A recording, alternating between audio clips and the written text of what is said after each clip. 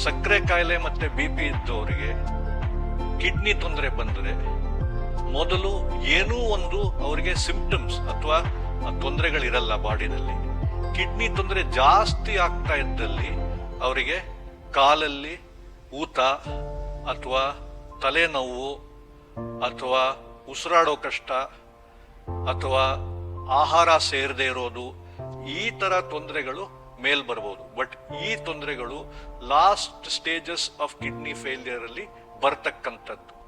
ಆದ ಕಾರಣ ನಿಮ್ಮೆಲ್ಲರಿಗೂ ಎಚ್ಚರಿಕೆ ನೀಡುವುದು ಇಷ್ಟೇ: ನಿಮಗೆ ಸಕ್ಕರೆ ಕಾಯಿಲೆ ಅಥವಾ BP ಇದ್ರೆ ದಯವಿಟ್ಟು ಹಾಸ್ಪಿಟಲ್ಗೆ ಬಂದು ಬ್ಲಡ್ ಟೆಸ್ಟ್, ರಕ್ತ ಪರೀಕ್ಷೆ, creatinine, urine test, protein, urine for protein ಒಂದಾ ಪರೀಕ್ಷೆ ಮಾಡಿದ್ರೆ ಇದು ನೀವು ತಡೆಗಟ್ಟಿ ಬೇಗನೆ ಟ್ರೀಟ್ಮೆಂಟ್ ತಗೋಬಹುದು.